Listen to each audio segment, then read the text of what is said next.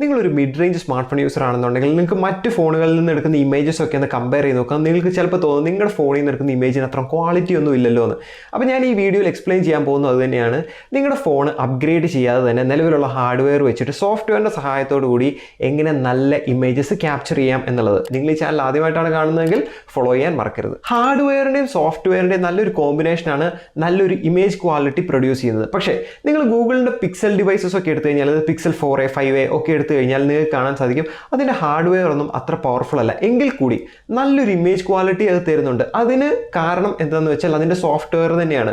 Google വളരെ കസ്റ്റമായിട്ട് pixel ഡിവൈസസിന് വേണ്ടി create ചെയ്ത സോഫ്റ്റ്വെയർ കാരണമാണ് ഗൂഗിൾ പിക്സൽ ഡിവൈസസിൽ ഇത്ര നന്നായിട്ട് ഇമേജസ് ക്യാപ്ചർ ചെയ്യാൻ പറ്റുന്നത്. അപ്പോൾ ഈ സോഫ്റ്റ്വെയർ നമ്മുടെ ഫോണിലും ഇൻസ്റ്റാൾ ചെയ്ത് കഴിഞ്ഞാൽ നല്ല ക്വാളിറ്റിയുള്ള ഇമേജസ് എടുക്കാം. പക്ഷേ ഒരു കുഴപ്പം എന്താണെന്ന് വെച്ചാൽ ഈ സോഫ്റ്റ്വെയർ ഗൂഗിൾ പിക്സൽ ഡിവൈസസിന് വേണ്ടി മാത്രം ഉണ്ടാക്കിയതും എന്നാൽ മറ്റ് ഡിവൈസസിലേക്ക് ഗൂഗിളിന് തരാൻ താല്പര്യമില്ലാത്തതായിട്ടുള്ളൊരു സോഫ്റ്റ്വെയർ ആണ്. അപ്പോൾ ഈ ഒരു സോഫ്റ്റ്വെയർ എന്ന് പറഞ്ഞാൽ ഗൂഗിൾ പിക്സൽ ഡിവൈസസിൽ നിന്നും എടുത്ത് പോർട്ട് ചെയ്ത് മറ്റ് ഫോണുകളിലേക്ക് വേണ്ടി ഡെവലപ്പർമാർ ഡെവലപ്പ് ചെയ്ത സോഫ്റ്റ്വെയർ ആണ്.